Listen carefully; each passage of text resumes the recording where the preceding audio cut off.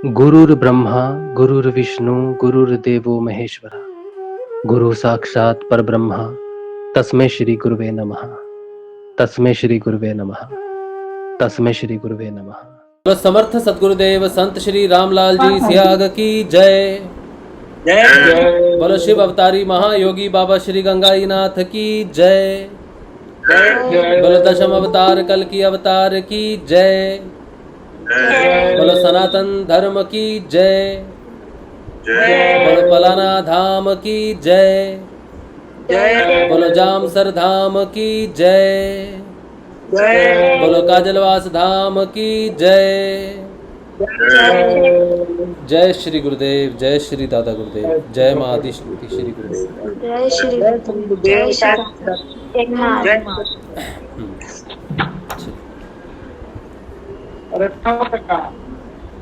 Mic अपना बंद कर लीजिए गुरु भाई गुरु बहन, आपके जिसका माइक खुला है ना माइक बंद कर लीजिए। अच्छा चलिए अब जो है गुरुदेव जी का सत्संग शुरू करते हैं। सबसे पहले बेसिक जानकारी जो नए जुड़े हैं साधक उनके लिए बता दें कि गुरुदेव रामलाल जी सियाग सिद्ध योग की दीक्षा देते हैं। गुरुदेव सिद्ध योग की दीक्षा देते समय एक संजीवनी मंत्र देते हैं अपने शिष्यों को, और उस संजीवनी मंत्र का जो उच्चारण है वो आपको मन में करना है बिना होंठ और जीभ हिलाए, और जितनी देर हो या जितना आप कर सको, जितना यथासंभव हो कोशिश करके ज़्यादा से ज़्यादा आपको उसका जाप करना है। उस मंत्र का जाप आप किसी भी समय कर सकते हो। सुबह उठना है, नहाना है, धोना है, बैठ जाना है माला लेके, ऐसा कुछ नहीं करना है। आपने क्या करना है, आप सोने से पहले जप लो, रात को जप लो, दिन को जप लो, खाना खाते समय जप लो, कोई भी काम करते समय जप लो, किसी भी समय जप सकते हैं आप, और हर रोज़ जप सकते हैं। ऐसा नहीं है कि इस दिन जपना है इस दिन नहीं जपना है।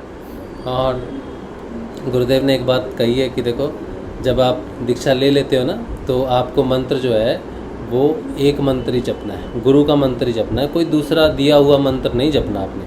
जैसे सोमवार को ओम नमः शिवाय जप लिया, मंगलवार जी को हनुमान जी गणपते नमः जप लिया, बुधवार को बुद्धाय नमः जप लिया, थर्सडे को अलग जप लिया है। इस तरह से आपको हर दिन का मंत्र जपने की ज़रूरत नहीं है।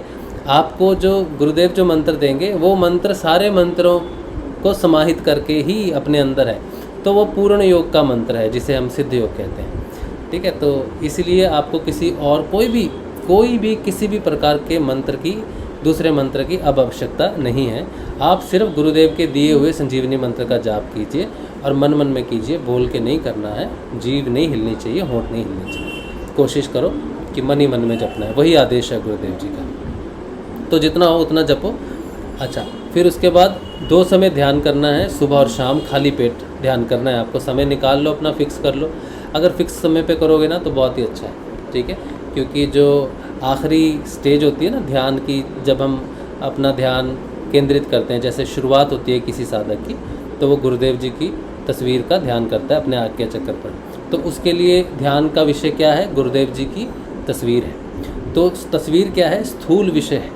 हमने एक ऐसी तस्वीर पे ध्यान किया जिसे हम देख सकते हैं, इमेजिन कर सकते हैं, तो वो स्थूल में आ गया। ठीक है, स्थूल तस्वीर का ध्यान कर लिया आपने, ये शुरुआत है। लेकिन जब लास्ट जो अंतिम लक्ष्य होगा ना ध्यान करने का, वो सबसे सूक्ष्म हो जाएगा। धीरे धीरे आपका ध्यान बदलना शुरू हो जाएगा। मतलब आपका ध्यान कहाँ केंद्रित होता है, किस चीज़ पे केंद्रित होता है, ये बदलने शुरू हो जाएंगी चीज़ें। तो लास्ट में प्रकृति का ध्यान है, अंत में सबसे सूक्ष्म प्रकृति है, शक्ति है, तो वो सबसे सूक्ष्म है। इसीलिए आपको मैं क्या बोल रहा था, मैं भूल गया। ध्यान का जो है 2 समय फिक्स, हाँ फिक्स ध्यान करने का जो बात है, ये जो फिक्स है ना, ये जब अंतिम लक्ष्य है ना प्रकृति का, वो नियमित है। प्रकृति नियम में चलती है, सारी संरचना ये सारी चीज़ें बड़ी नियमित है, प्लैंड है बिल्कुल। कुछ भी घटना ऐसी घट गई, पृथ्वी बन गई, सूर्यलोक बन गया, या ये हमारा सोलर सिस्टम बन गया, ये कोई घटना ऐसी नहीं है कि बस घट गई तो घट गई, ये प्लैंड है पूरी। जैसे सूर्य दिन उगता है, ढलता है, महीने बदलते हैं, वैसी वो सारी चीज़ें होती हैं। ध्यान में एक आदमी का जो परिवर्तन है, साधक का परिवर्तन है, वो अनियमितता से नियमितता की तरफ है। मतलब इरेगुलराइजेशन से रेगुलराइजेशन पे है। ठीक है, बिखरी हुई चीज़ों से एक संगठित चीज़ से है। और अनप्लैंड से प्लैंड है, मतलब सारी चीज़ें जो है वो प्लैंड रूप में वो परिवर्तन हो रहा है आपका। तो आप अगर शुरू में ही उस ध्यान को प्लैंड करोगे ना, सही से करोगे, नियमित करोगे, ऐसा नहीं है कि अभी आपने कर लिया ध्यान, आज कर लिया सुबह 6 बजे, कल कर लिया 7 बजे, फिर ऑफिस जाके करेंगे 1:30 बजे, जैसा मैं पहले करता था, अनियमित ध्यान करता था मैं 5 साल, तो मैंने वैसे ही किया, तो उसका कोई लाभ होता नहीं है आपको। तो सिर्फ मंत्र जाप का ही लाभ होता है, फिर ध्यान का आपको उस समय लाभ नहीं होता। तो ध्यान क्या है कि मंत्र जपने से वो ध्यान घटित होता है, ठीक है। जैसे पेट्रोल से अग्नि प्रकट होती है, पेट्रोल है तो अग्नि है, तो ध्यान अग्नि है और पेट्रोल जो है वो नाम जप है, तो नाम जप होगा तो अग्नि प्रकट होगी। तो आप पहले अग्नि प्रकट करने की कोशिश करोगे तो वो नहीं होगी। तो आपको क्या करना है, आपको नाम बहुत ज़्यादा जपना है और फिर उससे ध्यान अपने आप लगेगा।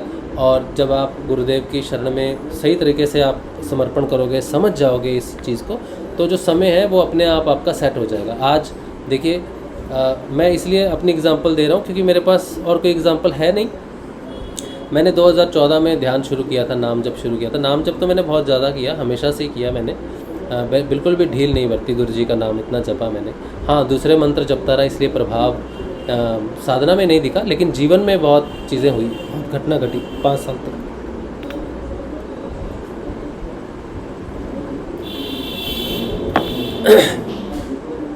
हाँ, तो 5 साल तक मैंने नाम बहुत जपा, लेकिन ध्यान का मुझे कुछ खास लाभ हुआ नहीं, क्योंकि जब तक नियमित नहीं होता, नियम नहीं आता हमारे जीवन में, तब तक ध्यान का कोई ध्यान का कुछ पता नहीं चलता कि ध्यान से हमें कुछ लाभ हो रहा है कि नहीं हो रहा है। नाम जप का लाभ हमेशा होता है, तो नाम जप ज़्यादा इम्पोर्टेंट है।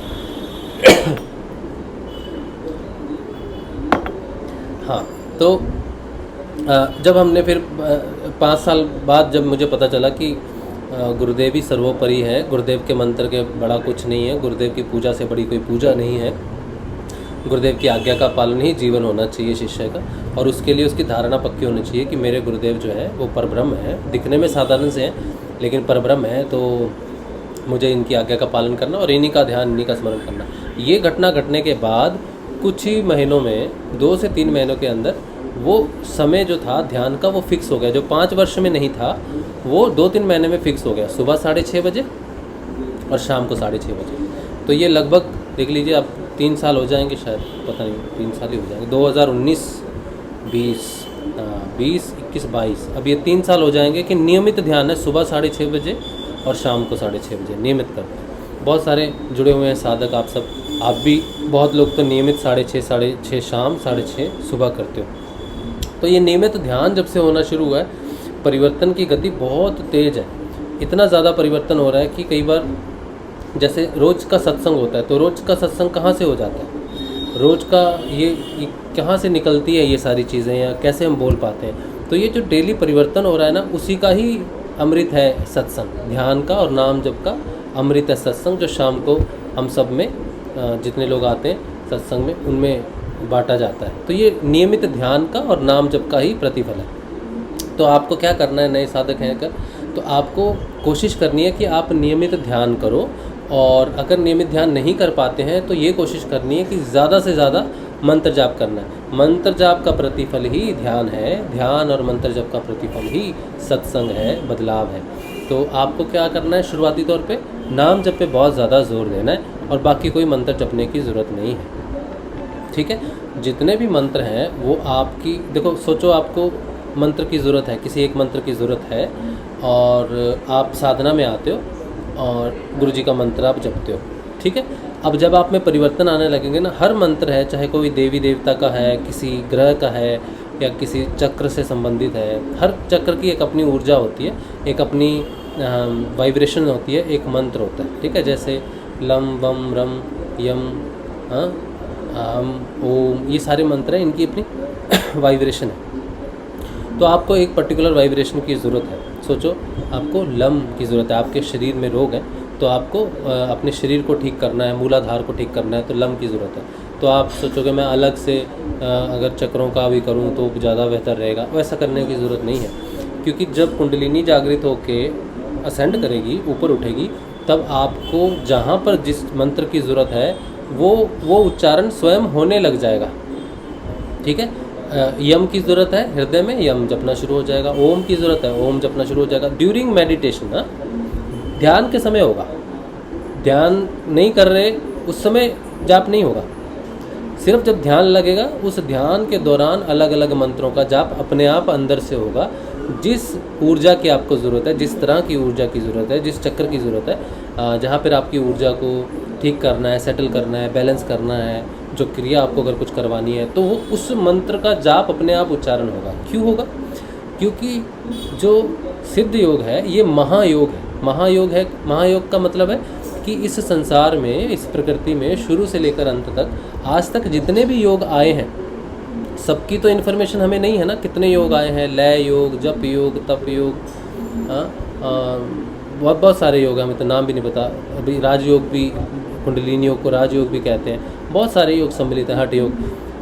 तो आपका ये जो गुरुदेव का जो सिद्ध योग है, सिद्ध योग का मतलब है महायोग, इसमें सारे योग सम्मिलित हैं। सारी प्रक्रिया, उपचार, चाहे वो एक्यूप्रेशर हो, एक्यूपंक्चर हो, हाँ, किसी भी प्रकार की कोई प्राकृतिक उपचार जो होते हैं, जो मेडिसिन्स नहीं है, मेडिसिन्स के अलावा जितने भी उपचार होते हैं ऊर्जा के, जिसको प्राणिक हीलिंग भी कह देते हैं, रेकी कह देते हैं, बहुत सारी ये ऊर्जा की चीज़ें चलती हैं ना, वो सारी चीज़ें इस सिद्ध योग में सम्मिलित हैं। किसी भी प्रकार से कुछ भी अलग करने की ज़रूरत नहीं रहती। ठीक है, आप कई बार क्वेश्चन पूछते हैं ना कि रेकी करें कि नहीं करें, प्राणिक हीलिंग कर सकते हैं कि नहीं कर सकते हैं, ज़रूरत नहीं है करने की।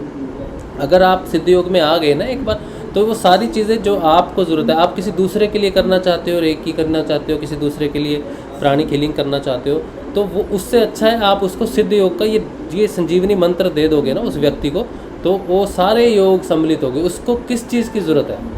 हम इंसान हैं, किसी की भलाई के बारे में सोचते हैं कि किसी को रेकी कर दें या किसी को प्राणिक हीलिंग दे दें तो बेहतर होगा ना, ये तो अच्छा भलाई का कार्य है। हम है इंसान है ना, इंसान के हिसाब से अपनी ऊर्जा दे सकते हैं उसको या फिर बदल सकते हैं, लेकिन वो तो ईश्वर है, वो तो परमात्मा है, वो तो माँ कुंडलिनी की शक्ति है और हमारी शक्ति से अनंत अनंत अनंत गुना ज़्यादा शक्ति है। जो हम कर सकते हैं वो हम आइडिया से कर सकते हैं, ठीक है, लेकिन जो माँ कर सकती है वो उसके सारे जन्मों को देखती है, सारी चीज़ों को देखती है और जो उसे चाहिए होगा वो उसे मिलेगा। तो बेहतर ये है, एक सजेशन है, आप इसे ले सकते हो, नहीं लेना तो आपकी इच्छा है, आप जो करना चाहते हैं आप करो, आप स्वतंत्र हो अपने कार्य के लिए, अपने चयन के लिए स्वतंत्र हो। लेकिन अगर मेरी राय अगर पूछो तो क्या करना चाहिए, तो मेरी राय में आपको अगर किसी का भलाई करनी है सच में, तो उसका उपचार नहीं, उसे मोक्ष का रास्ता दिखाओ, क्योंकि मोक्ष के रास्ते में उपचार स्वयं आ जाएगा। तो आप सिद्ध योग का मंत्र दो। इस मंत्र से बड़ा, इस मंत्र से बड़ी हीलिंग कोई भी नहीं है, कोई भी बड़ी नहीं है। तो ये सबसे बड़ी चीज़ आपके पास प्राप्त है। तो अगर आप निष्ठा से, अगर आप समर्पण से और गुरुदेव को पूर्ण विश्वास करके कि मेरे कार्य से बड़ा कार्य गुरुदेव का है, मेरी हीलिंग से बड़ी हीलिंग गुरुदेव की है, कुंडलिनी की है, अगर ऐसा विश्वास है तो फिर आप गुरुदेव का मंत्र दीजिए और वो काम करेगा और वो व्यक्ति को लाभ होगा उस चीज़ से। और सिर्फ उस समय के लाभ नहीं होगा, उसका जीवन पूरा जो है वो मोक्ष की तरफ अग्रसर हो जाएगा। ये बहुत बड़ी चीज़ है। तो ये मंत्र जो है इसमें सब कुछ सम्मिलित है। आप कोई भी दूसरा मंत्र जप रहे हो, कुछ भी कर रहे हो, आपको उस सबको सरेंडर कर देना चाहिए।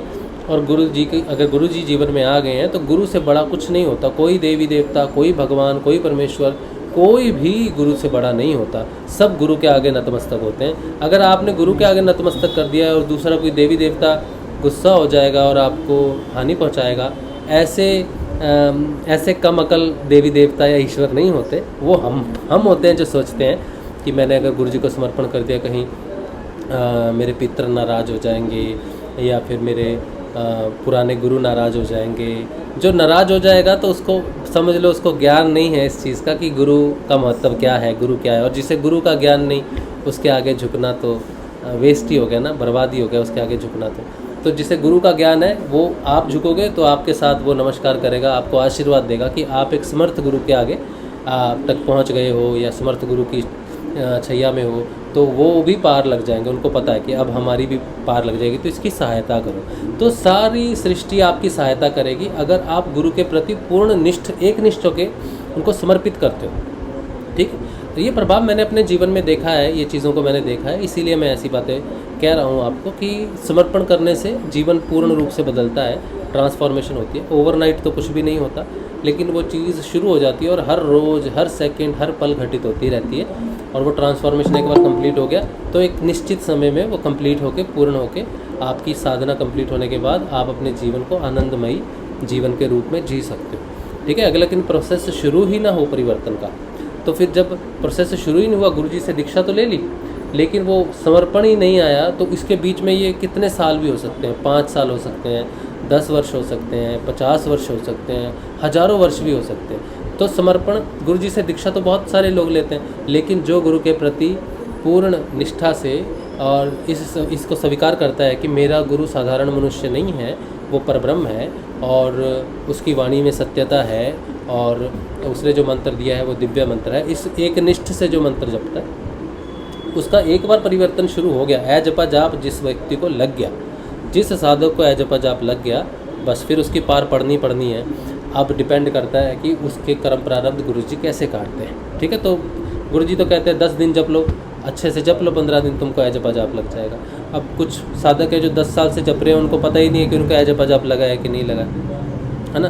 तो कहते क्या करें, नाद भी नहीं सुनता, जब भी नहीं, ए जपा जाप भी है, नहीं पता कि क्या हो रहा है क्या नहीं हो रहा है। तो ये संशय जो है ना, ये समर्पण का संशय है। आपको पता नहीं चल रहा, आप डरे हुए हो कि पता नहीं मुझे लगा है कि नहीं, पता नहीं गुरुदेव ने मुझे एक्सेप्ट किया। प्रश्न आते हैं, क्या गुरुदेव ने हमको एक्सेप्ट किया है, शायद गुरुदेव मुझसे नाराज़ हैं, शायद गुरुदेव ने मुझे नहीं पकड़ा, शायद गुरुदेव नहीं चाहते कि मैं करूं। तो मतलब सारा आरोप अपनी असफलताओं का सारा आरोप गुरुजी पे ही लगाते हैं। जीवन में सफल नहीं हुए साधना में तो गुरुजी नहीं चाहते शायद कि मैं ना करूं। मेरे को ए जपा जाप नहीं लगा तो गुरुजी नहीं चाहते। गुरुजी क्यों नहीं चाहते? गुरुजी चाहते हैं तो बोल के आपके जीवन में आए हैं ना। गुरुजी को इतनी समझ तो है, इतनी दृष्टि तो उनके पास है कि आप उनके शिष्य हो, है ना। या तो फिर आप कह दो कि गुरुजी की दृष्टि कुछ नहीं है, उनको नहीं दिखता कि मैं उनकी शरण में हूँ। गुरुजी मेरी तरफ देखते भी हैं कि नहीं देखते, उनको पता भी है कि नहीं पता है। ये अज्ञानता हमारी है, गुरुजी की नहीं है। तो सारी असफलताएं साधना में हमारी है, गुरुजी की असफलता नहीं। गुरु सब चाहते हैं कि आप सब नाम जाप करो, आप सब पार लग जाओ, ये गुरुजी चाहते हैं। और जिनके लिए नहीं चाहते वो लोग तो जुड़ ही नहीं पाए गुरुदेव जी से।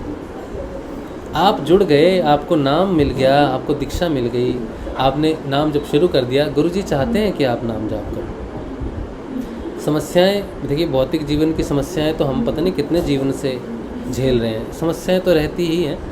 तो आपको उस समस्याओं से डर के अपना कोई निष्कर्ष निकालने की ज़रूरत नहीं है कि मेरे जीवन में समस्याएं हैं इसलिए गुरुजी ने मुझे नहीं पकड़ा।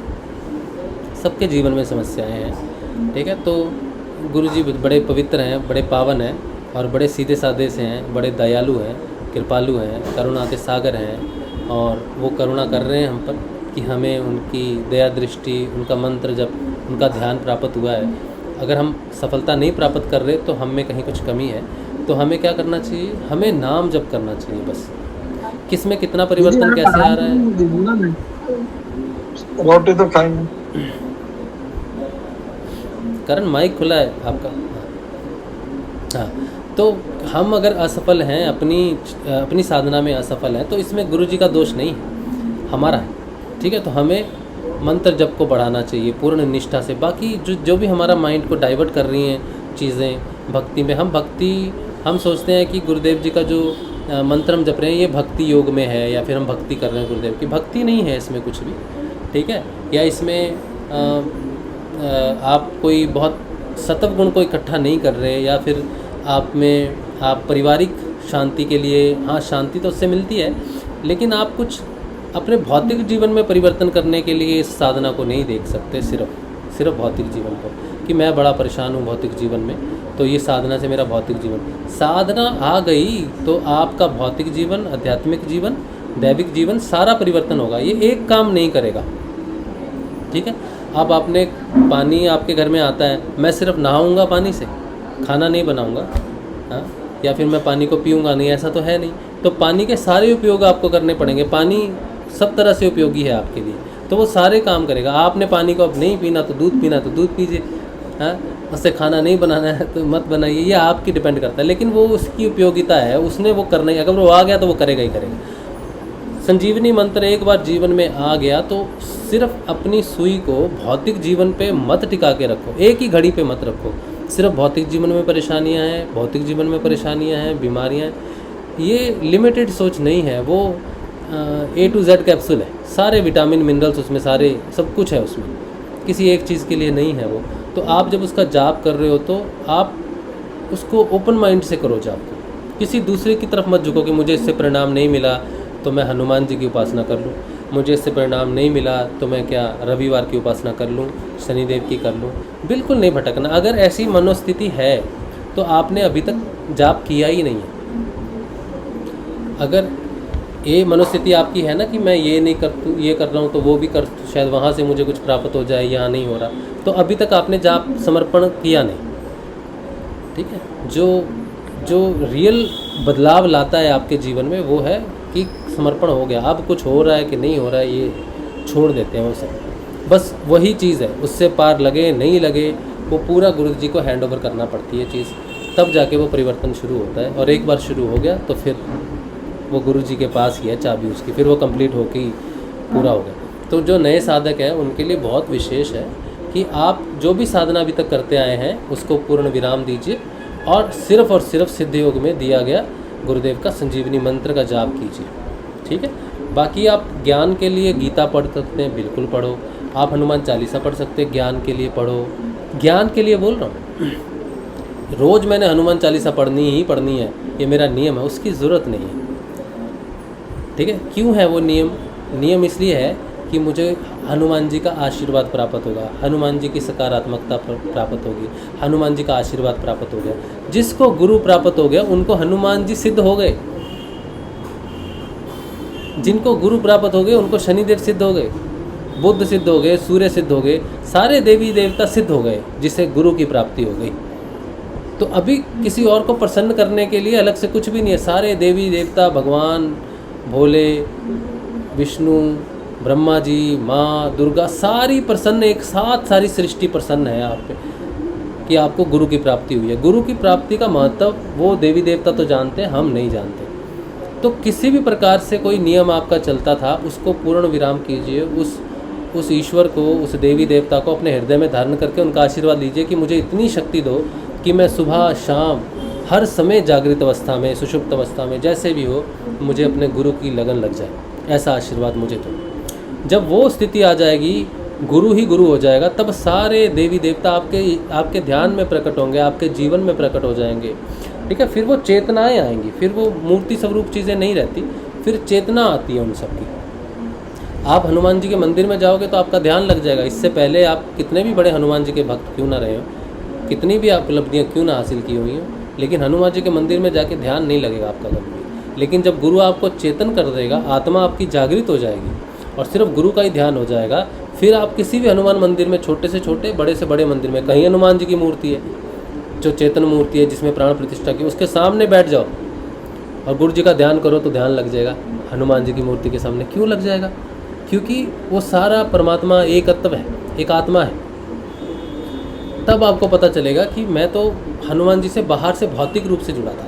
जब हम भौतिक रूप से किसी देवी देवता की उपासना करते हैं तो हमें भौतिक सुखों की प्राप्ति होती है, आशीर्वाद प्राप्त होता है, धन धान्य सुख परिवार ये सब प्राप्त होता है, बल प्राप्त होता है। लेकिन जब आत्मा चेतन हो जाती है, आत्मा चेतना से कनेक्टेड, हनुमान जी एक चेतना है, समिष्ट चेतना है, वो कोई भौतिक बॉडी में नहीं है। बॉडी में भी है तो कैसे वो जानते हैं कि राजशिव यहाँ बैठा है, उनका हनुमान जी का भक्त वहाँ पर बैठा है? कैसे वो जानते हैं कि मेरा भक्त कहाँ पर बैठा है? अगर वो पूरी इस वायु की तरह, इस आकाश की तरह पूरी जगह व्याप्त है समिष्ट चेतना में, तभी तो उनको पता है ना उनका भक्त यहाँ है, एक भक्त अमेरिका में यहाँ पर है। अगर भौतिक रूप में होते तो एक ही जगह पे होते, चेतना के रूप में है, इसलिए समिष्ट चेतना में जहाँ जहाँ चेतना व्याप्त है वहाँ पता है कितनी चेतना किसमें। तो जब आप आंतरिक रूप से चेतना आपकी जागृत होगी तो आप समिष्ट चेतना में प्रवेश कर गए। सुषुप्त अवस्था में भौतिक चेतना है, आपको नहीं पता, आप समिष्ट चेतना में नहीं हो, ईश्वर है। जैसे ही जागृत हुए, गुरु कृपा से द्विज बने, चेतना जागृत हुई, मतलब आत्मा जागृत हुई। आत्मा का जागना ही चेतना का जागना है। आत्मा जैसी ही गुरु कृपा से जागृत हुई वो समिष्ट ही है। आत्मा सदैव से, हमेशा से शाश्वत है, समिष्ट है, लेकिन उसका स्तर है। आत्मा जब जागृत हुई शिशु अवस्था में, तब उसको उतना ज्ञान नहीं है, लेकिन वो जागृत होगी तो सुमिष्ट अवस्था में प्रवेश कर गई। जैसे बच्चा शिशु अपने माँ के गर्भ से जब पैदा होता है तो पहले मिनट में क्या है, शिशु है ना, कुछ भी नहीं पता उसको, लेकिन जगत में तो आ गया, कर्म बंधन में तो आ गया। अब वो धीरे धीरे बड़ा होगा, बूढ़ा होगा, तो उसकी चेतना बढ़ेगी, उसकी नॉलेज बढ़ेगी, दुनिया क्या है, माँ क्या है, बाप क्या है, सब बढ़ेगा ना, तो वो सारी बढ़ेगी। तो जब आत्मा जागृत हो जाएगी तो वो कहाँ प्रवेश करेगी, समिष्ट जगत में प्रवेश करेगी, ईश्वरीय जगत में प्रवेश करेगी। अब जैसे ही वो समिष्ट जगत में प्रवेश करेगी वैसे ही वो कनेक्शन शुरू हो जाएगा, सारी जहाँ भी वो जाएगा ध्यान लगाएगा। अब आत्मा की बात हो, आध्यात्मिक इसे कहते हैं, अध्यात्म, आत्मा का अध्ययन, आत्मा की स्टडीज़, ज्ञान। तो फिर आप अब जहाँ भी जाओगे ना वहाँ चेतन है हनुमान जी। काली के मंदिर में जाओगे तो चेतन है आप किसी भी मंदिर में चले जाओ और बैठ जाओ ध्यान लगाने के लिए, आपका ध्यान लगेगा, ठीक है। लेकिन अब ध्यान तब लगेगा जब आप उस चेतना के स्तर में, समिष्ट चेतना के स्तर में अपने आप को लय कर रहे हो। ध्यान का मतलब है अपने आप को सरेंडर कर देना उस समिष्ट चेतना के अंदर। हम वयिष्ठ चेतना में, वयिष्ठ चेतना का अर्थ है संसारिक, इंडिविजुअलिटी। संसार में वयिष्ठ चेतना में ध्यान का कोई मतलब नहीं बनता, वयिष्ठ चेतना में कभी ध्यान नहीं लगता। जो व्यक्ति जागृत हो जाएगा सिर्फ उसी का ध्यान लगता है, क्योंकि ध्यान आत्मा की अवस्था है, शरीर की नहीं है। तो वयिष्ठ चेतना में कभी भी ध्यान नहीं लगेगा, समिष्ट चेतना में ही ध्यान लगेगा। समिष्ट चेतना में जाने का एकमात्र तरीका गुरु है। गुरु के अलावा कोई भी आपको चेतन नहीं कर सकता, कोई भी आपको चेतन नहीं कर सकता। अगर हनुमान जी ने आपको चेतन करना है ना, आपका समय हो गया है चेतन होने का, तो हनुमान जी ने ठान लिया है कि मेरे बच्चे को, मेरे भक्त को मुझे चेतन करना है, तो हनुमान जी डायरेक्ट नहीं कर सकते। हनुमान जी आपके जीवन में गुरु को लाएंगे, क्योंकि ये कार्य गुरु का है। भोलेनाथ को अगर अपने बच्चे को जागृत करना है तो गुरु रूप से लाएंगे अपने आप को, वो शिव रूप में जागृत नहीं करेंगे। अपने शिव के हिसाब से जहाँ उसने गुरु का रूप लिया है वो गुरु आ जाएगा जीवन में। गुरु के अलावा आत्मा को जगाने वाली कोई शक्ति नहीं है। क्यों नहीं है? क्यों नहीं है? क्योंकि स्तर है जीवात्मा। कल मैंने बात की थी ना, नीचे हम सब हैं, जीवात्मा जो जीव है ना ये नीचे है, इसके ऊपर ईश्वर है, ईश्वर के ऊपर माया है। तो जो ईश्वर स्वयं माया के नीचे आ रहा है वो आपको जागृत नहीं कर सकता, माया से ऊपर जो है वही जागृत कर सकता है। और गुरु जो है वो परब्रह्म है, सबसे ऊपर। तो जीवात्मा, ईश्वर, माया, ब्रह्म और परब्रह्म, ठीक है। तो परब्रह्म का साकार रूप ब्रह्म है, गुरु के सगुण साकार रूप को ही आप ब्रह्म समझ लो यहाँ पर, ठीक है। तो वो आपको ध्यान करेगा। तो जब आप गुरु की तस्वीर का ध्यान करते हैं तो वो कहाँ पर है? ब्रह्म स्वरूप है। तो ब्रह्म यहाँ पर, ये माया से ऊपर का जगत है ना, ये ऊपर से माया का जगत है। यहाँ पर ब्रह्म स्वरूप गुरु का ध्यान करते हो, और ये परब्रह्म है, निर्गुण निराकार, हाँ। और ये साकार ब्रह्म है गुरु। तो कहाँ है ये? माया से ऊपर है। तो गुरु की स्थिति माया से ऊपर हुई, लेकिन ईश्वर की स्थिति, ईश्वर जब रचना करते हैं ना, विष्णु है, शिव है, ये सारे ये त्रिगुणात्मक प्रकृति के हिसाब से त्रिगुणात्मक गुणों के आधार पर करते हैं। हम कहते हैं ना वैष्णव जन, तो विष्णु की बात करते हैं। किसकी बात करते हैं? विष्णु ग्रंथि की बात करते हैं। विष्णु ग्रंथि हमारे यहाँ पर है, मतलब साकार रूप में है, सगुण रूप में है। तो संसार में नीचे जो तीन ग्रंथियाँ हैं, विष्णु, ब्रह्म, शिव, ये 6 चक्रों पर काम करती हैं। वैसे तो शिव 6 की 6 ग्रंथियों पे, 6 की 6 चक्रों पे काम करता है, लेकिन मूलतः 2 पे काम करता है। ऐसे ही विष्णु 2 पे काम करता है और ब्रह्म भी 2 पे काम करता है। अधिकार उनका सब पे है, लेकिन मूलतः 2 है। तो विष्णु का अधिकार क्षेत्र, कार्य क्षेत्र कहाँ है? हृदय, मणिपुर। और शिव का कार्य क्षेत्र कहाँ हो गया? विशुद्धि और आज्ञा चक्र, आज्ञा चक्र से नीचे का। और ब्रह्म का क्या काम हो गया? मूलाधार और स्वादिष्ठान। तो इनकी तीनों की कार्य ऑफिस कहाँ हो गया? माया के नीचे। ये आपको प्रगति देंगे तो कहाँ देंगे? माया के नीचे, क्योंकि कार्य क्षेत्र वही है, ऑफिस वही है। इनका काम लाइसेंस बनाने का काम वहाँ होगा, ट्यूबवेल लगवाना है तो उसका काम वहाँ होगा, जैसे होता है ना ऑफिस। तो इनका ऑफिस नीचे है। लेकिन गुरु आज्ञा चक्र से ऊपर रहता है। गुरुर ब्रह्मा गुरुर विष्णु गुरुर्देवो महेश्वरा साक्षात परब्रह्म तस्मै श्री गुरुवे नमः। तो माया से ऊपर जाना है तो ईश्वर की कृपा होती है तभी गुरु प्राप्त होता है, लेकिन ईश्वर के बिना गुरु भी प्राप्त नहीं होता। तो गुरु की प्राप्ति ईश्वर की प्रार्थना से, उसकी पूजा से, उसकी अर्चना से, बाहरी पूजा जो हम करते हैं, व्रत करते हैं, अनुष्ठान करते हैं, उससे ईश्वर प्रसन्न होता है। अब उससे क्या मांगना है? धन संपत्ति ले लो, गुरु चाहिए, हाँ ये लो। तो गुरु की प्राप्ति भी ईश्वर की, क्योंकि हम डायरेक्ट कनेक्शन में नहीं है ना, माया है, माया से नीचे ईश्वर का होना ज़रूरी है। नहीं तो जीव बेचारा माया से ऊपर देख ही नहीं पाएगा। अगर ईश्वर माया से ऊपर बैठेगा तो जीव तो माया में ही रहेगा, वो तो ईश्वर के साथ कभी कनेक्ट ही नहीं हो पाएगा, वो तो वैसे ही बेचारा कोई ख़त्म ही होगी, बात ही ख़त्म होगी। तो ईश्वर हमारे कल्याण के लिए त्रिगुणात्मक प्रकृति के हिसाब से, अलग अलग रूप के हिसाब से रूप लेकर, ईश्वर अपना रूप लेकर ब्रह्म विष्णु महेश के रूप में, देवी देवताओं के रूप में माया से नीचे विराजता है, ताकि हम उसे कनेक्ट कर सकें माया जगत में रहकर। ठीक है। और जब हम उसे कहते हैं कि हमें माया से बाहर निकलना है, तो वो कहता भाई मैं तो नहीं निकाल सकता, लेकिन मैं तुझे गुरु की प्राप्ति जरूर करा सकता हूँ, वो मेरे अधिकार में।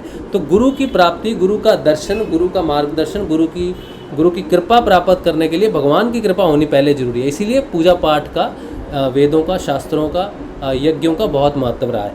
तो आपने जितनी भी पूजा वगैरह की है, उससे आपको प्रभु की, गुरुदेव की प्राप्ति होगी। अब आप सोचो कि जो मंत्र आपको गुरु मुख से प्राप्त हुआ है, वो माया से ऊपर का है। लम वम रम टम सारे माया के नीचे के हैं। जितने भी उपासनाएं करते हैं, शिव उपासना है, विष्णु उपासना है, हनुमान जी की है, शनिदेव की है, सूर्य देव की है, बुध देव की है, बृहस्पति की है, शुक्र की है, मंगल की है, जितनी भी उपासनाएं आप व्रत करते हो, जो भी अनुष्ठान करते हो, पितरों की करते हो, कुछ भी करते हो, वो सारे माया के नीचे हैं। माया से ऊपर एकमात्र गुरु है। तो जिसे माया से ऊपर की डोर पकड़ी हो जिसने, वो नीचे की डोर क्यों पकड़ेगा? एक ही डोर पकड़ेगा ना 3-4 डोर पकड़ेंगे। एक मुंह से पकड़ी है विष्णु, हनुमान चढ़ेंगे कैसे? एक ही डोर पकड़ लो गुरु जी की, तो चढ़ पाएंगे, है ना। तो आपको अगर गुरु जी मिल गए हैं तो सब चीज़ों को विराम लगाने का समय है। ठीक है।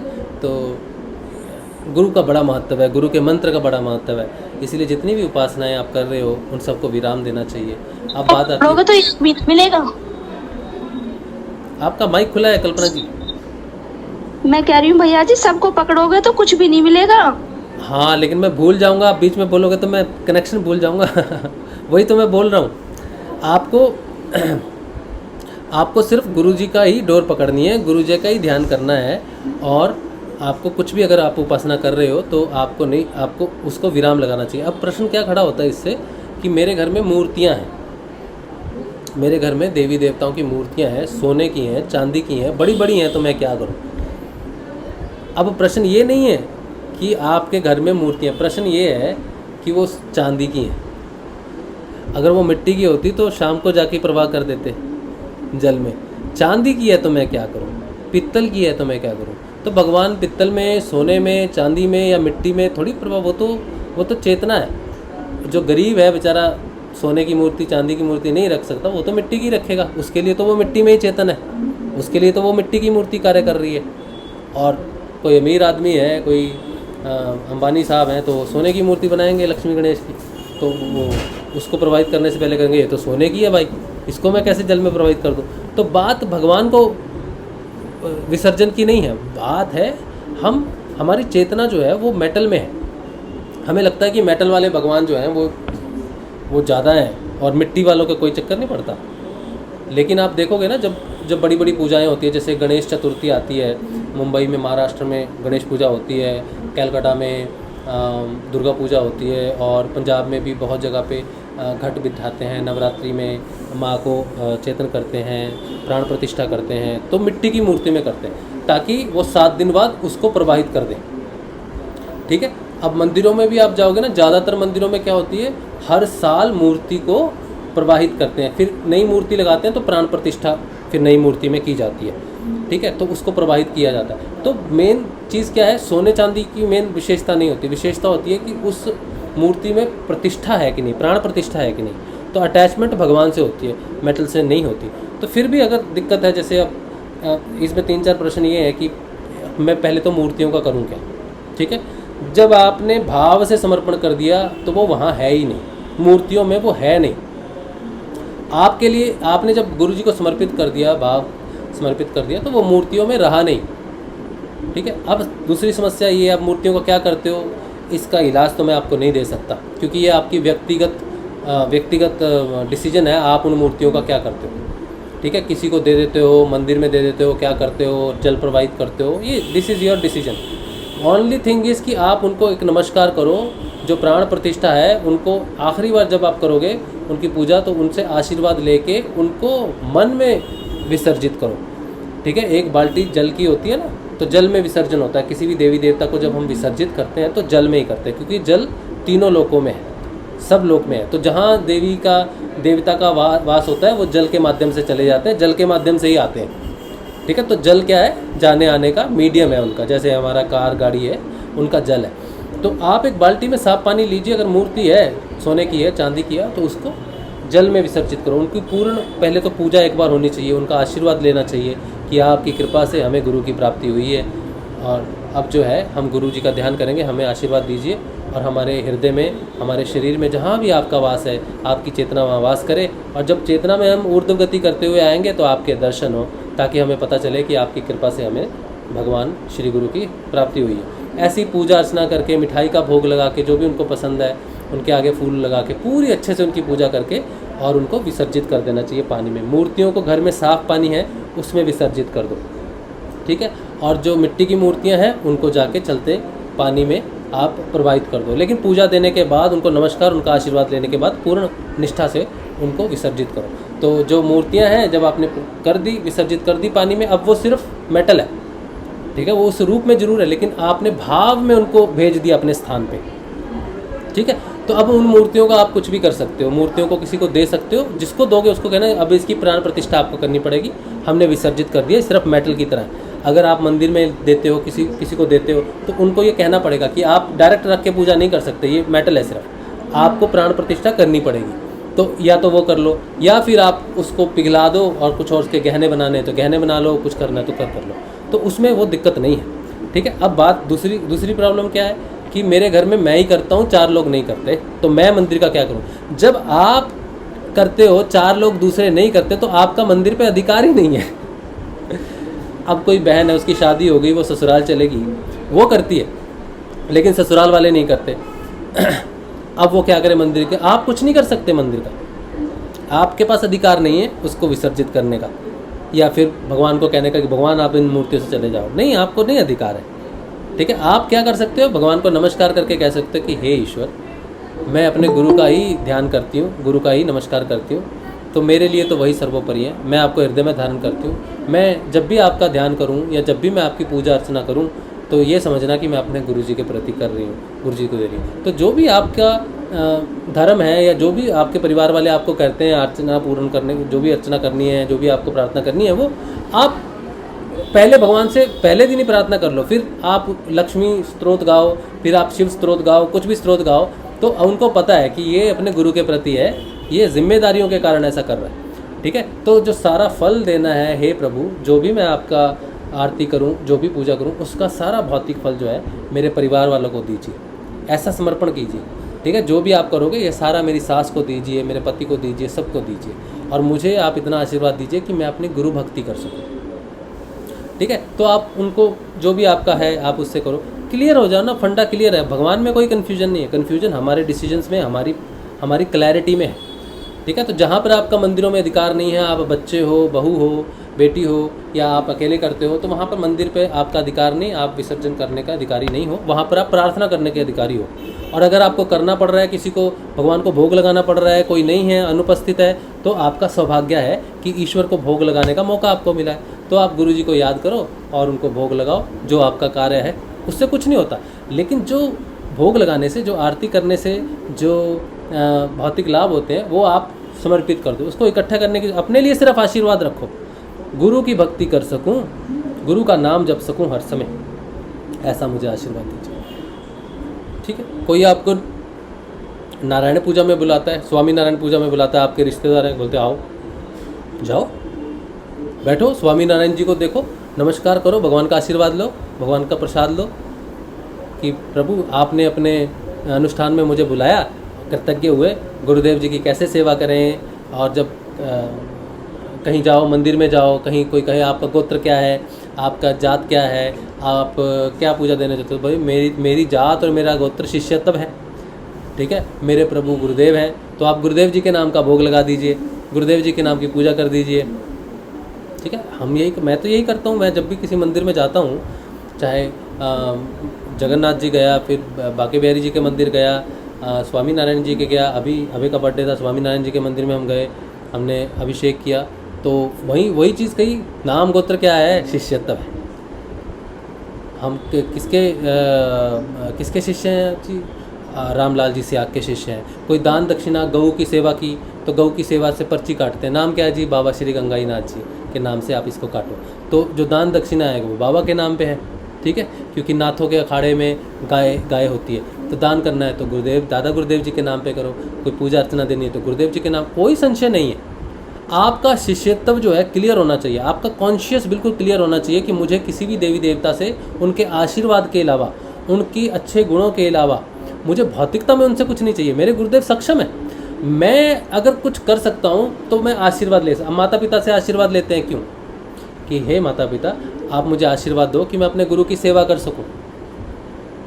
तो इसी तरह से भगवान से आशीर्वाद लो कि मैं अपने प्रभु की सेवा कर सकूं, उनका नाम जप कर सकूं, उनके प्रति एकनिष्ठ हो चुकूं, उनका प्रचार प्रसार कर सकूं, अपने गुरुदेव के कार्य में, अपने मिशन में सहयोग दे सकूं। ऐसा काबिल मुझे करो, ऐसा गुण मुझे दो कि मैं अपने गुरुदेव के मिशन को बढ़ा सकूं, उनका नाम जप कर सकूं। तो आपका लक्ष्य एक ही है। आप मंदिर में जाओ, आप मस्जिद में जाओ, आप मक्का जाओ, मदीना जाओ, आप किसी मंदिर में जाओ, आप भोलेनाथ के मंदिर में जाओ, आप शिव के ज्योतिर्लिंग में जाओ, माता के दरबार पे जाओ, धाम पे जाओ, कहीं भी दुनिया में चले जाओ, आपको भौतिक सुखों की कामना नहीं होनी चाहिए।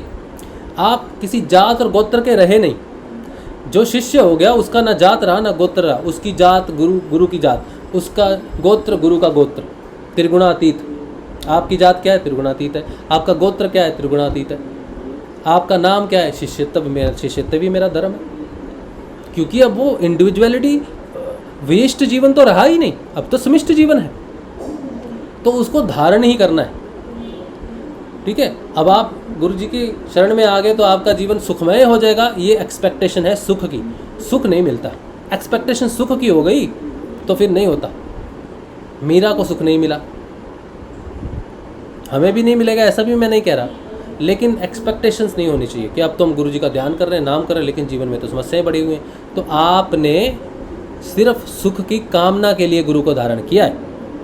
हालांकि गुरुदेव बड़े दयालु हैं, सुख देते हैं, जैसे आप उसका जाप करोगे वैसे ही वो आपको देगा, लेकिन आपने उस अमर फल की वैल्यू नहीं पाई।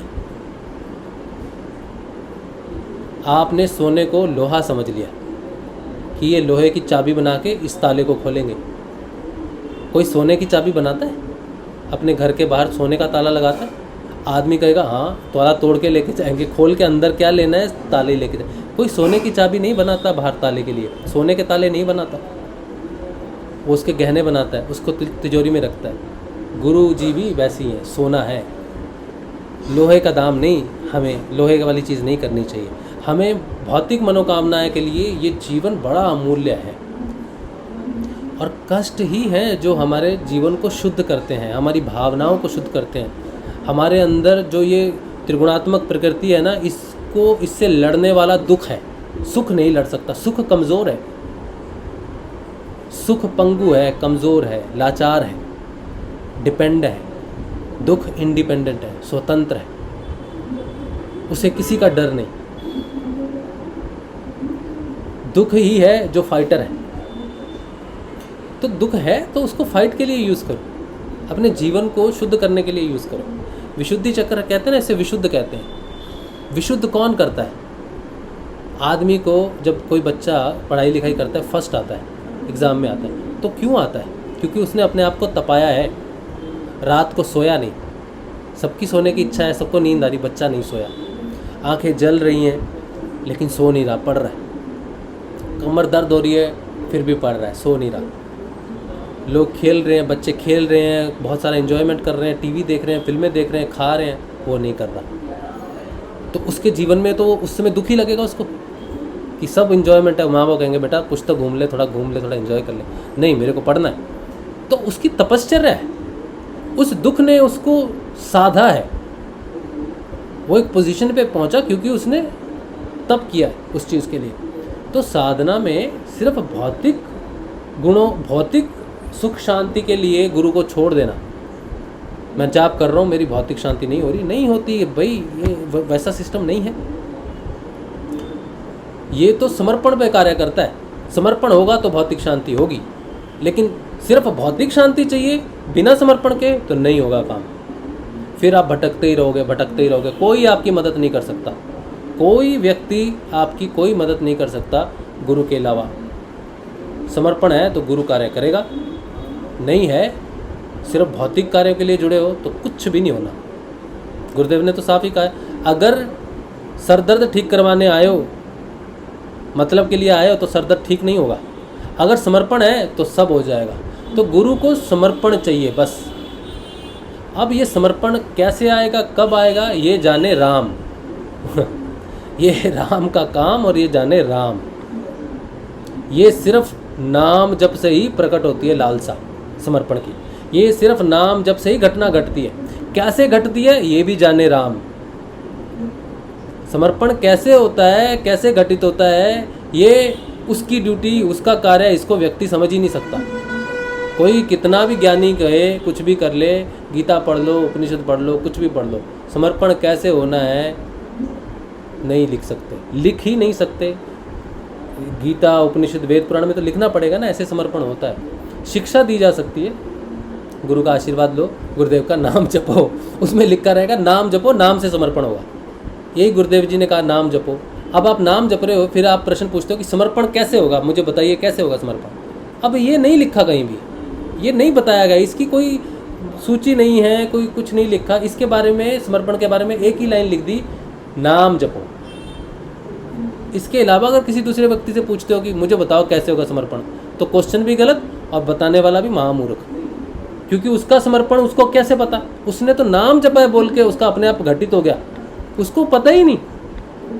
उसकी स्थितियां ऐसी हुई, नाम जपते जपते अपने आप परिवर्तन होने लग गए जीवन में, वो बेचारा फंस गया कि इधर नहीं जा सकता, एक ही रास्ता बचा है जो दिख रहा है, उसी तरफ घुसना है। तो वो एक रास्ता जो दिख रहा है वो नाम जप से दिख रहा है, बाकी रास्ते ब्लॉक हो गए, नाम जप से हो गए। उसको तो पता ही नहीं था, उसके समय 100 रास्ते थे, सही रास्ता उसको मालूम नहीं था समर्पण का। नाम जपते जपते 99 रास्ते ब्लॉक हो गए, एक ही रास्ता खुला रहा, बेचारे को नहीं चाह के भी जाना पड़ा, नहीं जा सकता, ये तो गलत रास्ता लग रहा है, ये तो खराब लग रहा है, फिर भी क्योंकि एक ही है, बचा ही नहीं कोई रास्ता। और जब उस रास्ते पे गया तब पता चला अरे यही तो था। तो उसको पता नहीं बेचारे को, वो आपको क्या बताएगा, आपके जीवन में 100 रास्ते हैं ना 1000 है, उसको अपने जीवन का नहीं पता, आपके जीवन का कैसे पता होगा। तो समर्पण वाला क्वेश्चन गलत है। इसका सही आंसर है नाम जप करो, बाकी सारे रास्ते अपने आप बंद हो जाएंगे, समर्पण वाला ही खुला रहेगा बस। तो प्रॉब्लम है तो नाम जपो, ध्यान नहीं लगता नाम जपो, परिवर्तन नहीं आता नाम जपो, इसके अलावा कुछ नहीं। मेरा ध्यान नहीं लगता, मेरा ये नहीं होता, ये बहुत पुराना क्वेश्चन हो गया, अब इसको पानी में डाल दो। नाम जप के अलावा कुछ भी मार्ग नहीं है, नहीं है, नहीं है, नहीं है। कोई आपके लिए नाम जप ले, मेरे लिए प्रार्थना, अच्छा फिर आते मेरे लिए प्रार्थना कर दो, कोई फायदा नहीं होगा। प्रार्थना भौतिक जगत के लिए है, आत्मा को जागृत करने के लिए। मैं आत्मा की यहाँ प्रार्थना करूँ, हे भगवान ABCDEFG, ये जो मेरे भाई बंधु हैं इनकी आत्मा जागृत कर दे, इससे थोड़ी होगा। हे भगवान मेरे जो बंधु हैं ABCDEFG, इनका ध्यान लगा दे कैसे होगा? इम्पॉसिबल है ये। इम्पॉसिबल भी तो लोग पॉसिबल कर लेते हैं, लेकिन ये तो हो ही नहीं सकता। इसके लिए आपको खुद करना पड़ेगा, माँ बाप भी नहीं कर सकते। अगर माँ बाप कर सकते ना तो हर बच्चा जागृत हो जाता, क्योंकि माँ बाप अपने बच्चों के लिए सब कर सकते हैं, अपनी जान तक दाव पे लगा देते हैं, लेकिन अपने बच्चे को चेतन नहीं कर सकते। ऋषि मुनि हुए, उनके घर में राक्षस पैदा हो गए, तो वो तो ऋषि मुनि है, खुद चेतन है, समाधि तक डेवलप है, तो उनके घर में जो बच्चा पैदा हुआ उसको चेतन क्यों नहीं किया? रावण को क्यों नहीं चेतन किया उनके पिताजी ने? उनके पिताजी तो ऋषि थे, इतने बड़े ऋषि थे, ज्ञानी थे, उनके बच्चे को भी ज्ञान मिला, लेकिन रहा तो अधर्मी। तो आपके लिए आपके माता पिता भी नहीं कर सकते, कोई दूसरा व्यक्ति तो बहुत दूर की बात है। कर सकता है तो एकमात्र गुरु कर सकता है, और वो भी तब जब उसका दिया हुआ नाम जप का पालन करोगे।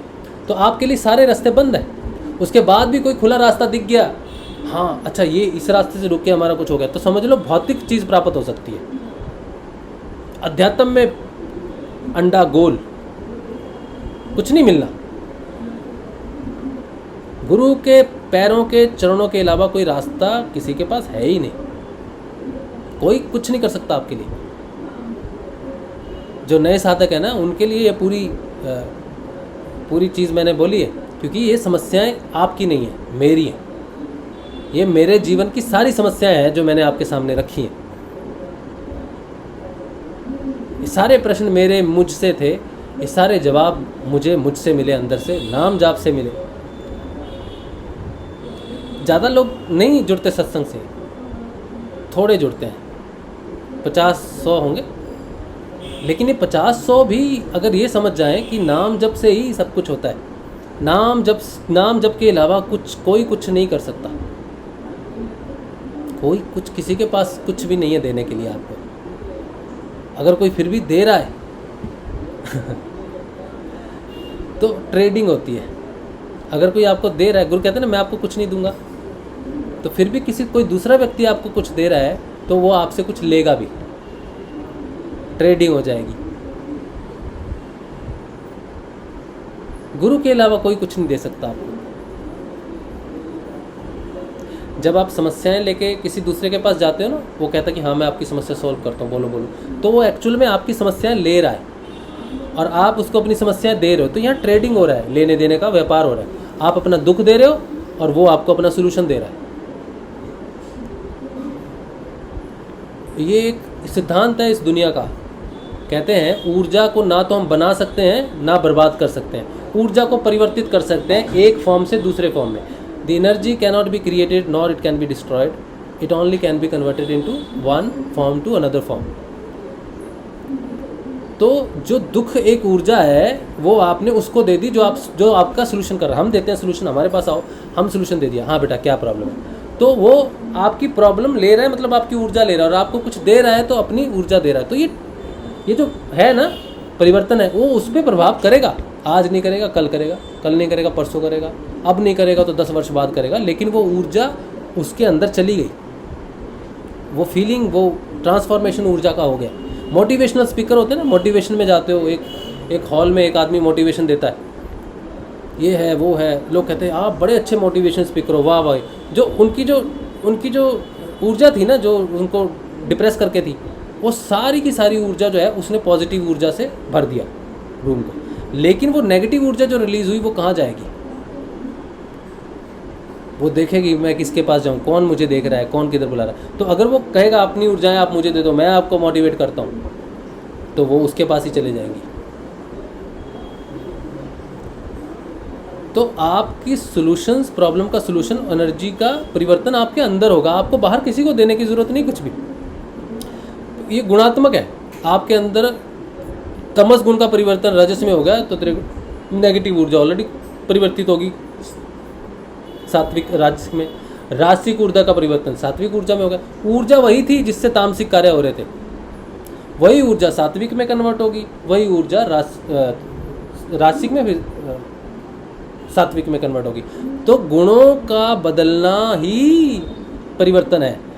ये जो इंजन है, तामसिक गुण एक इंजन है जिसमें सिर्फ तामसिक ऊर्जा का ही घास बनती है, खाना बनता है। इसमें सिर्फ राजसिक का बनता है। ये मशीन राजसिक के हिसाब से है। तो आपने जो भी मशीन आपके अंदर चल रही है वही ऊर्जा आपको मिलेगी, वही ऊर्जा से आपका जीवन चलेगा। तो पतंजलि अष्टांग योग में आप अगर जाओ, विभूतिपाद के वल्लभपाद में जब लिखा है कि जातीयात्र रूपांतरण की बात कहते हैं कि जातियों को रूपांतरण किया जा सकता है। जाति मतलब त्रिगुणात्मक जाति, तमस रजस और सतम, इनको परिवर्तित किया जा सकता है। ये पतंजलि ने कहा, इसकी बात गुरुदेव कहते हैं। तो आपके अंदर जो ऊर्जा बन रही है, घटित हो रही है, रिसीव कर रहे हैं, वो गुणों के कारण हो रहा है। अगर गुण ही परिवर्तित हो जाए, सात्विक व्यक्ति हो जाए, तो सात्विक ही लेगा, सात्विक ही देगा, उसका जीवन सात्विक हो जाए। और गुरु क्या करता है? इन तीनों इंजनों से मुक्त कर देता है, ऊर्जा से ही मुक्त कर देता है आपको, गुणातीत में चला जाता है, जहाँ गुण है ही नहीं, जहाँ पे किसी भी प्रकार की कोई ऊर्जा प्रभावित नहीं करती। एक संत आप एक संत हुए हमारे यहाँ पर, स्वामी नारायण की बात है, ठीक है। स्वामी नारायण भगवान एक जगह पे जाते हैं, तो एक बगीचा है बहुत बड़ा। बगीचे में उन्हें एक ऐसा व्यक्ति मिलता है जो भागवत का कथा का पान करता है, भागवत कथा करता है, शास्त्रों का कथामृत पान करता है। वो यात्रा पे निकला, तीर्थ यात्रा पे निकला, यात्रा में बीमार हो गया, बहुत ज़्यादा बीमार हो गया, खूनी दस्त लग गए और बहुत हालत ख़राब हो गई, चल भी नहीं सकता। पैसा है लेकिन जेब में रखा हुआ है।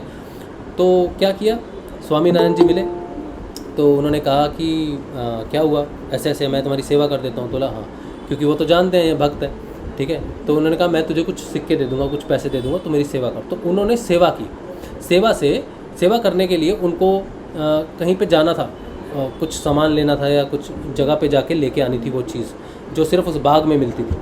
तो बाग में जाना था, तो बाग में 100 भूत ये कह लो या फिर 100 ऐसे राक्षस थे, राक्षस कह लो, भूत तो नहीं, राक्षसों का वास था उस जगह पे, कोई नहीं जा सकता था।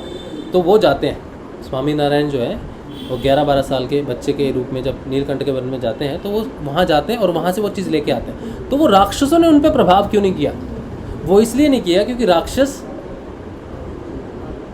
तमोगुणी है, उनका प्रभाव तमोगुणी है। जिसमें जरा सा भी तमोगुण होगा उसको पकड़ लेंगे, क्योंकि उनका अधिकार ही नहीं है रजोगुण पे या फिर सतोगुण पे, सिर्फ तमोगुण पे। हर व्यक्ति में तमोगुण होता है, लेकिन वो नीलकंठवर्णी वो तीनों गुणों से मुक्त है, गुणातीत है।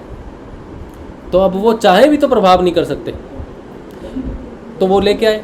अच्छा, वो वन में जाते हैं, तो वहाँ पे राक्षस शेर आता है। शेर उनको खाता नहीं, सारे लोग छिप जाते हैं, उनको नहीं खाता। क्यों नहीं खाता? क्योंकि जो शेर है वो भी तमोगुणी है, अहिंसा करता है, खाता है। अब वो उसे खाए जिसके अंदर डर हो, क्योंकि डर भी तामसिक है। तो जिसके अंदर तमोगुण ही नहीं है, उसके अंदर ना डर है ना हिंसा है, अब शेर क्या बिगाड़ ले? तो ऐसा व्यक्ति जो गुणों से मुक्त है, उस पर कोई चीज़ दुनिया की प्रभाव नहीं करती। गुरुदेव ने कही ये बात कि तीनों गुणों में मैं हूँ, लेकिन मुझ में तीनों गुण नहीं है, मैं तीनों गुणों से मुक्त हूँ। तो त्रिगुणातीत वाली अवस्था जो आपको प्राप्त होगी वो तभी होगी जब आप त्रिगुणातीत को फॉलो करोगे, गुरु को फॉलो करोगे। तो आपकी समस्याएं सॉल्व नहीं करनी है, आपके अंदर जो समस्याएं बार बार पैदा कर रहा है उसी को ख़त्म कर देना है। तो आपको कोई समस्या है, आप किसी के पास जाते हो, तो वो ट्रेडिंग के मामले में आपने उसको अपना दुख दे दिया, उसने आपको सोल्यूशन दे दिया, आप थोड़ी देर के, लेकिन वो जो तमोगुण है वो एक समस्या ठीक होगी, दूसरी कल पैदा कर देगा, फिर चौथी पैदा कर देगा। वो तो हजारों सालों से लगा हुआ है, लाखों जन्मों से लगा हुआ है। उस गुण को गुरुदेव खत्म कर देते हैं। इसलिए सच्चा आदर्श होना चाहिए, गुरु के प्रति होना चाहिए।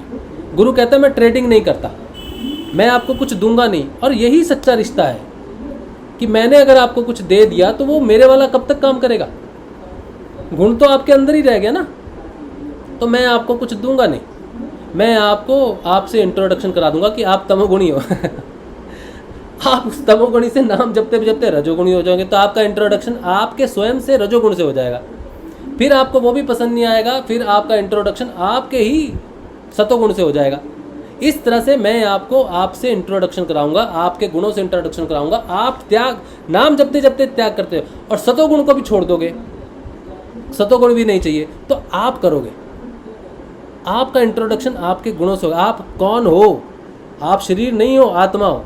तो ये रियलाइजेशन आत्मा हूँ क्या है? आत्मा की रियलाइजेशन है कि मैं इस त्रिगुणात्मक प्रकृति से बना हुआ मन चित्त शरीर नहीं हूँ, मैं आत्मा हूँ, मैं त्रिगुणा अतीत हूँ। ये रियलाइजेशन तब आएगी जब मैं अपनी रियलाइजेशन पहले गुणात्मक रूप में करूँगा। क्योंकि गुरुजी ने कहा इंट्रोडक्शन है तो डायरेक्ट मैं आत्मा हूँ, ऐसा बोलना सरल है कि मैं आत्मा हूँ, लेकिन रियलाइजेशन नहीं है। शेर के सामने बैठूंगा, शेर खा जाएगा मुझे। राक्षसों के पास जाएंगे, वो खा जाएंगे मुझे, क्योंकि मैं जान गया मैं आत्मा हूँ, लेकिन मेरी चेतना नहीं है वहाँ पर। मेरे अंदर भय है, मेरे अंदर डर है, मेरे अंदर लालच है, मेरे अंदर किसी चीज़ को अहिंसा है, असत्य है। ये सारी चीज़ें अगर मेरे अंदर हैं और मैं कहूँ मैं आत्मा हूँ, ये छोड़ेंगे नहीं तमोगुण वाले। तो मैं आत्मा हूँ, ये सेल्फ रियलाइजेशन में समय लगता है। पहले मैंने को रियलाइजेशन करवाना है कि मैं आत्मा तो हूँ, लेकिन मैं रियलाइज़ नहीं कर पा रहा क्योंकि मेरे अंदर तमोगुण है। तो मुझे तमोगुण से मुक्ति चाहिए। पहले कैसे मिलेगी? नाम जब से मिलेगी, उस त्रिगुणातीत का नियमित ध्यान करने से मिलेगी। एक समस्या पैदा हुई, उसका सोल्यूशन बाहर से कर लिया, दूसरी पैदा हो जाएगी तो क्या करेंगे?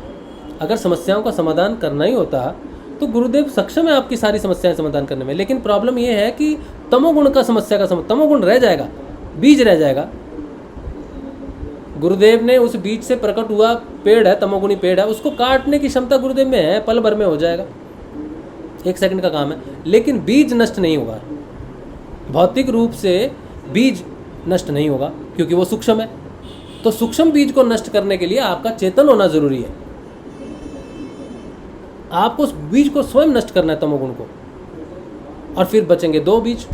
फिर रजोगुण को नष्ट करना है, क्योंकि सीधा तमो से सतो में जा नहीं सकते, सीढ़ी है, डायरेक्ट सतम में हो नहीं सकता। तो तमस नष्ट हुआ तो फिर रजो प्रकट होगा, वो अपना प्रभाव दिखाएगा आपके जीवन में। मान सम्मान हानि धन ये वह क्या कर रहा है, क्या किया तूने, तो अब लानत प्रकट हो जाएगी स्वयं पे गिल्ट आनी शुरू हो जाएगी।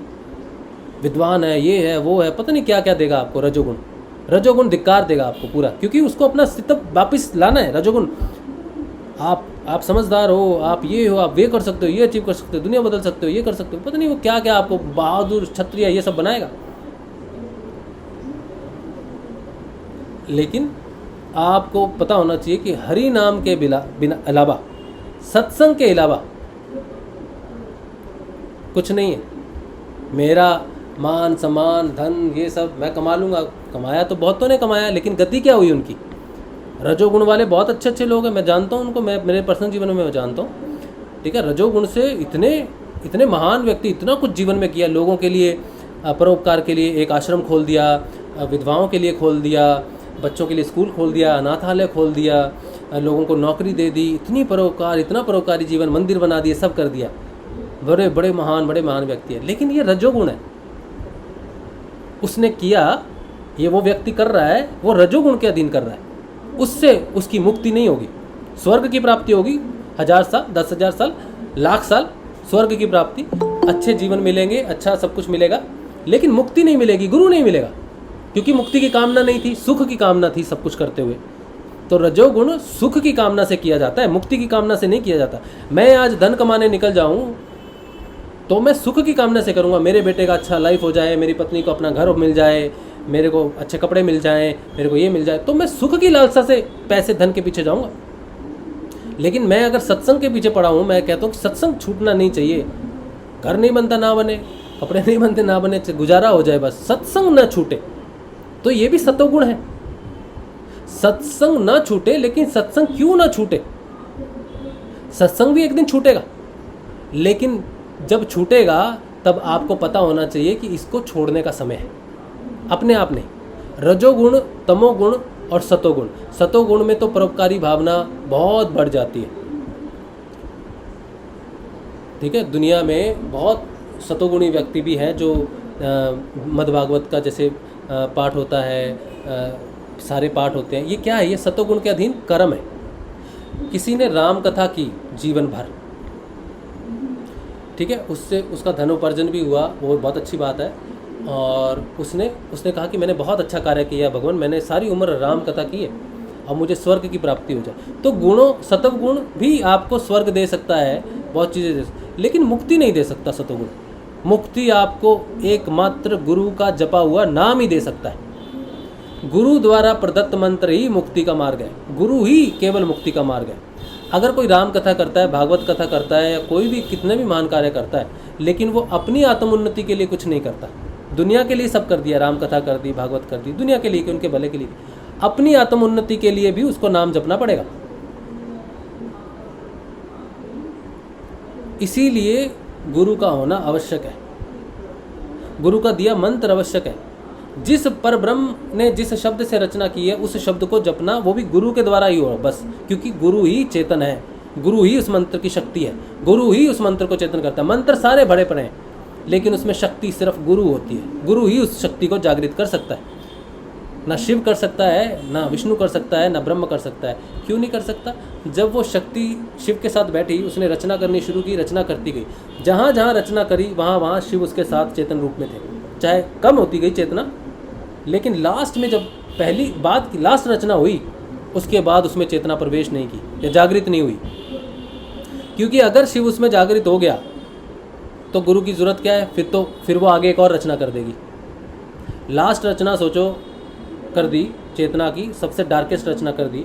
अगर शिव चेतन है उसमें, लेकिन सुषुप्त है, वो चेतन नहीं है उसमें, शक्ति ने रचना की। अब चेतन उसको करेगा भी, इंजॉय भी करेगा, हाँ उसमें आएगा, लेकिन वो उसमें जाएगा तो वो उससे नीचे एक और लोक की रचना उसे करनी पड़ेगी शक्ति को, क्योंकि शक्ति सुषुप्त नहीं होगी। जहाँ चेतन आ गया वहाँ शक्ति जागृत हो जाएगी।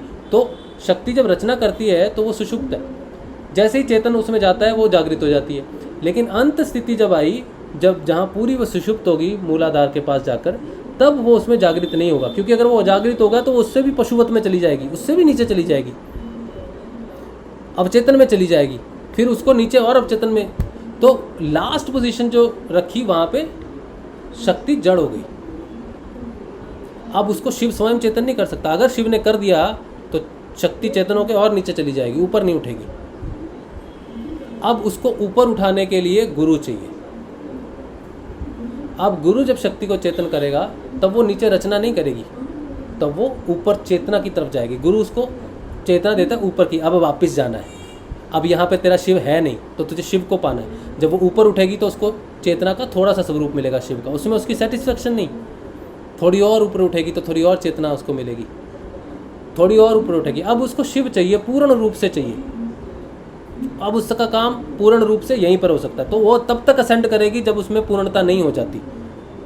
तो शक्ति को जागृत करने का काम सिर्फ गुरु का है, ईश्वर भी ये कार्य नहीं कर सकता। गुरु की बड़ी महत्ता है। जितना उसका गुणगान किया जाए, जितने पक्षों से उसको देखा जाए, जितने हिसाब से उसको देखा जाए, वो अनंत है, अनंत है, उसके विस्तार अनंत है। गुरु से बड़ा कोई नहीं होता, कोई भी नहीं होता। गुरु परब्रह्म है। इसीलिए अगर गुरु जीवन में आ गए तो आप गुरु का कार्य करो। जीवन तो सात्विक गुणों से ही बिताना है आपको, वो आप करते रहो। लेकिन आप अपने लिए क्या कर रहे हो वो डिपेंड करता है आप मंत्र जप रहे हो कि नहीं जप रहे हो। आप अच्छा कार्य करो, आप सहयोग करो, मंदिर बनाओ, गुरुदेव का प्रचार प्रसार करो, गुरुदेव का प्रमोशन करो, गुरुदेव लोगों को बताओ। ये सतोगुणी जीवन है, इसको ही जीना पड़ेगा। लेकिन उस गुण से मुक्त भी होना जरूरी है। बंधन में नहीं कर सकते, सतोगुण के बंधन में नहीं कर सकते। उस नाम को जपोगे तो वो निष्काम हो जाएगा, वो सतोगुण निष्काम हो जाएगा। ईश्वर ही कर रहा है मेरे माध्यम से, ये अवस्था हो जाएगी। बोलने वाली नहीं की, करने वाले तो गुरुदेव है, बोलते हम सब है, लेकिन भाव रह जाता है, हमें पता नहीं है, दिख नहीं रहा ना, सूक्ष्म है। तो नाम जपने से वो प्रकट हो जाती है चीज़, वो पता चल जाता है कि करने वाला ईश्वर है। बोलने में और उस चीज़ को रियलाइजेशन करने में ज़मीन आसमान का फ़र्क है। तो जब आप करोगे ना तो आपको ताने मिलेंगे, आपको धिक्कार मिलेगा, आपको लोग कोसेंगे, फिर आप कहोगे मैं कर रहा हूँ, पता नहीं लोग मुझे क्यों कर रहे हैं। अब पता चलेगा कि मैं कर रहा हूँ। जब कोई धिक्कारेगा ना, कोई गालियाँ देगा अच्छे काम के लिए भी, तब कहेगा ईश्वर तू क्या कर रहा है, तेरे को लोग गालियाँ दे रहे हैं, चल मैं तो चल अपने काम के लिए, आज तेरे को फिर से 10 गालियाँ मिलने वाली। तो जब तक मुझे धिक्कार रहे हैं, मुझे गालियाँ दे रहे हैं, तब तक मैं करता हूँ। जब वो गालियाँ भी गुरु को पड़ रही हैं, वो धिक्कार भी गुरु को पड़ रहा है, तब मैं मुक्त हूँ उस बंधन से। ना मुझे प्रशंसा का खुशी होती है, ना कोई गाली देता है तो उससे दुख होता है। मैं अपना काम करता रहा। वो निष्काम कर्म वो आने के लिए ये डिफ़िकल्ट, सब आप तारीफ़ ही करते रहेंगे ना तो पता नहीं चलेगा। सतोगुण का बंधन है, सतोगुण का बंधन तब पता चलेगा जब आपको लोग उल्टा कहेंगे। अच्छा काम करने के लिए भी आपको कहेंगे तू तो, ये व्यक्ति गलत है। तो रियलाइजेशन इज़ नॉट ईजी, नाम जप इज़ नॉट ईजी, ये तो डिफ़िकल्ट है मार्ग। अब आप ये सोचो कि चेतना के उच्चतर स्तर पे जहाँ सब कुछ निष्काम हो गया, अपने सुख को भी छोड़ दिया, दुख को भी छोड़ दिया, अपनी लाभ हानि को छोड़ दिया, अपने जीवन को छोड़ दिया, सारे कर्मों को छोड़ दिया, बंधनों को छोड़ दिया, सब गुरुमय हो गया, वो एक स्थिति है। और एक स्थिति ये है कि मेरे जीवन में दुख आ गया है, मेरे जीवन में प्रॉब्लम हो गई है, मेरी गृहस्थी नहीं चल रही। अब ये कहाँ का लेवल है और आपको कहाँ जाना है, कैसे ये रास्ता तय करोगे? ये तो पूरा भरा हुआ है रियलाइजेशन थे, तमोगुण की रियलाइजेशन, रजोगुण की, सतोगुण की, फिर तीनों को छोड़ना। ये यात्रा में समय लगेगा, एक दिन ओवरनाइट, एक महीना, एक साल, 2 साल में ये यात्रा पूरी होने वाली नहीं है। गुरु कृपा हुई, पिछले जन्म में सब किया हुआ है, तो एक क्षण का काम है, राजा जनक वाली बात है। लेकिन राजा जनक भी तो होना पड़ेगा, वो एक क्षण के परिवर्तन के लिए अधिकारी तो होना चाहिए। हम कहाँ हैं अधिकारी? हम तो कलयुग में पैदा डार्केस्ट आवर्स, डार्केस्ट टाइम में पैदा हुए हम लोग। तो हमारे परिवर्तन में समय लगेगा। 2-3 साल में कुछ नहीं हुआ, कोई बात नहीं। 6-7 साल में कुछ नहीं हुआ, कोई बात नहीं। 10 साल में कुछ नहीं हुआ, कोई बात नहीं। लेकिन परिवर्तन महसूस जिस दिन शुरू हो जाएगा उस दिन काम शुरू होगा। उससे पहले तो सफाई हो रही है। यहाँ पर आप किसी कमरे में कुछ लगाओगे, पहले तो बेसिक सफाई तो करोगे, तब तो करोगे। किसी जगह पे वृक्ष लगाओगे, फसल उगाओगे, तो पहले क्या करोगे? सीधा बीज तो डाल नहीं दोगे जाके। पहले जो फसल उगी हुई है उसको निकालोगे। वो काट लेते हैं ऊपर से, लेकिन वो रह जाता है। तो कुछ लोग तो उसको जला देते हैं, किसान, है ना। अभी तो पर्यावरण की प्रॉब्लम होगी, लेकिन वो क्या करते थे? बीज को जला देते थे। जो छोटे छोटे रहते थे उसमें आग लगा देते थे ताकि वो बीज जल जाए तो हम नई फसल डालें। अभी क्या करते हैं? वो ट्रैक्टर से उसको वो खोदते हैं, ज़मीन को सारा खोद देते हैं, बीज को निकालते हैं किसी तरह। क्या प्रोसेस है, कोई कुछ डालता होगा। तो फिर उसमें फिर खोदने के बाद 3-4 बार उल्टा सीधा करके उसको ज़मीन को तैयार करते हैं, फिर उसमें बीज डालते हैं। तो हमारे अंदर अगर बीज डलता है साधना का, तो जो भूमि हमने है हमारे अंदर, उस डायरेक्ट उस भूमि में डालेंगे। लेकिन उस भूमि को तैयार करना पड़ेगा। उस भूमि को तैयार करना ही जीवन का तप है, साधना है। तो वो चीज़ होगी। तो डरने की बात नहीं है, नाम जपते रहना है। एकमात्र जो उपाय है वो है नाम जप। नाम जप से ही सारे दुखों का अंत होता है, ये सत्य है। ठीक है। अरे आज का टाइम बहुत ज़्यादा हो गया, 8:17 हो गया। ठीक है। तो उम्मीद है कि ये बात सिंपल सी है। अब क्या बोला है मैंने मुझे नहीं पता, पूरा सेशन में कुछ ज़्यादा ही बोल दिया शायद आज। जो भी बोला है अगर अच्छा लगेगा तो ठीक है, नहीं लगेगा तो नहीं, बात कोई बात नहीं। अगर कोई आपका इस बात पे कोई प्रश्न है तो ले सकते हैं, वरना टाइम तो काफ़ी हो गया। मैं YouTube पे देख लेता हूँ एक बार।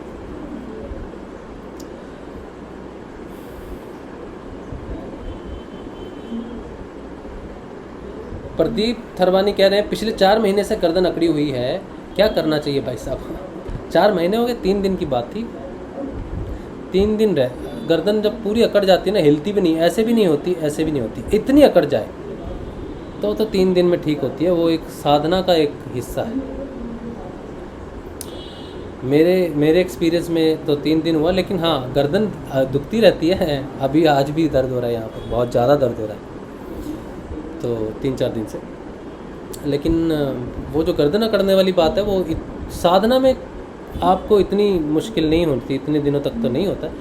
आप क्यों हो रहा है इतना? कोई फ्रैक्चर ना हो गया हो, कोई मसल टेंडम वेंडम ना टूटा हो, कुछ ना ऐसा हो, तो आप एक बार एक्सरे करवाएं उसका, गर्दन का एक बार एक्सरे ज़रूर करवा लेना। कोई खिंच पड़ गई है, कोई मसल टूट गया है, ऐसे इसलिए भी हो सकता है। ठीक है। 4 महीने बहुत ज़्यादा हो गए प्रदीप भाई, है ना। तो एक बार आप इसका एक्सरे करवा लो गर्दन का। अगर कुछ फिज़िकली कुछ ज़रूरत है रिपेयर की, तो वो मेडिसिन से या फिर वो गर्दन का कॉलर देते हैं, वो सब पहनने से वो होगा, ठीक होगा। तो एक बार आप एक्सरे करवाओ। और नाम जब तो और तो कुछ है नहीं, नाम जप ही है। लेकिन 4 महीने हो गए तो आप एक्सरे करवाओ इसका एक बार, ठीक है भाई। चलिए आज के सत्संग को यहीं पे रखते हैं, श्री गुरुदेव के श्री चरणों में रखते हैं। भैया जी, गोविंद तिवारी। हाँ जी गोविंद जी। भैया ये जो अपना सत्संग है, हाँ जी, ये जैसे आज का है, ये कहाँ पे अवेलेबल होगा? ये यूट्यूब पे अवेलेबल होगा। अभी मैं इसको रेंडर करके एक कॉपी इसकी, अभी तो यूट्यूब पे ये बहुत लंबा है, ठीक है। वो अच्छा। मेडिटेशन का टाइम है 6:30 से 8:30, 2 घंटे का दिखेगा। लेकिन इसको मैं अभी ये इतना पोर्शन जो है इसको मैं रेंडर करता हूँ और मैं 10 बजे, 10:30, 11 बजे से पहले इसको यूट्यूब पे डालता हूँ। और इसका लिंक जो है वो जो सत्संग जो लोग सत्संग से जुड़े हैं वो सत्संग के ग्रुप में दे देता हूँ। जनरली रोज़ ही देता हूँ, 1-2 बीच में मिस हो गए, लेकिन मैं कोशिश कर रहा हूँ कि रोज़ दूँ उसको। तो आज मैं इसका लिंक सत्संग के ग्रुप में दे दूँगा, ठीक है। यूट्यूब पे ना? यूट्यूब पे भी है, सत्संग के ग्रुप में भी दे दूँगा। ठीक है भैया। व्हाट्सएप का ग्रुप है ना, हाँ, उसमें दे दूँगा।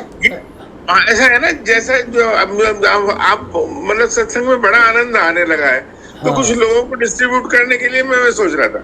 हाँ जी, मैं तो सारे लिंक जो है उस सत्संग ग्रुप में इसीलिए बनाया है उसको, सत्संग रिलेटेड ही है उसको, ग्रुप को सिर्फ सत्संग से जो जुड़े हैं, सत्संग जिनको अच्छा लगता है उन्हीं के लिए ही है वो। तो ये लिंक मैं उसमें दे दूंगा, आप शेयर कर सकते हैं, सारे लिंक उसी में आ रहे हैं आजकल।